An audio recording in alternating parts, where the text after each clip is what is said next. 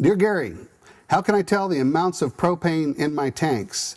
From Tom Perkins up in Edmonton, our neighbors to the north here. Well, Tom, it's difficult if you do not have a float gauge part of the as a component of your LP container. There's two different types of LP containers. There's the portable DOT cylinders, typically that you'd see on the front of an A-frame of a travel trailer. And then there's the horizontal ASME containers. Those are tanks, and those are what is most commonly found on motorhomes.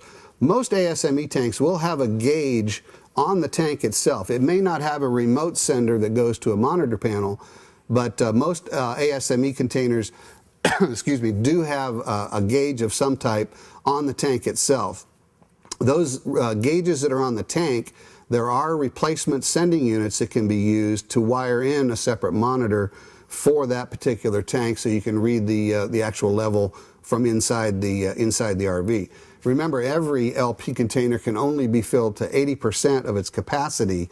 So by looking at the data plate on the LP cylinder or on the ASME tank, you'll be able to tell how much LP that particular tank can hold, or up to 80% of that particular capacity.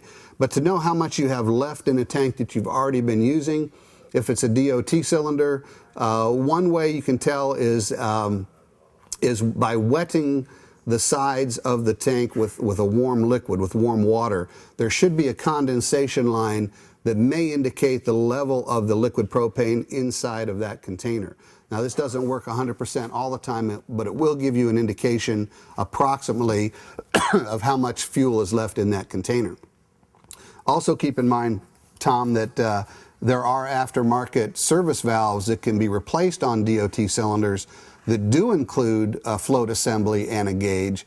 So my recommendation for travel trailer owners or fifth wheel owners that have twin DOT cylinders is to have one of the tanks replace the service valve with one from the aftermarket that has a gauge built in, and then use the other tank first. So you use the ungauged tank first. That'll give you an indication of how much that tank will last, and then as you flip over and start drawing fuel from the second tank with the gauge, now you can watch how long it takes to empty that gauge, and you'll be able to see the level in that last gauge as you get the first tank filled.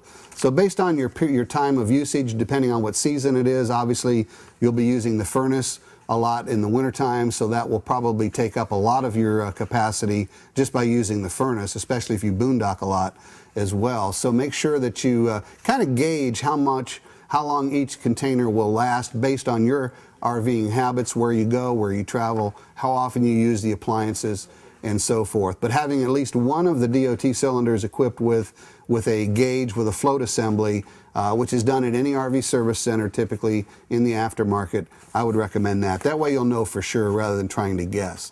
There's other mathematical ways to determine by adding up the BTU usage, how many hours per day you use all your appliances. That can get a little tedious. There are some hardcore RVers out there that simply do that, and that's the way you have so many BTUs capacity stored in the tank based on the size of the tanks. So you can do the math to determine how long a tank will last, but to determine how much fuel is actually in the tank, you will need some type of gauge to be 100% accurate.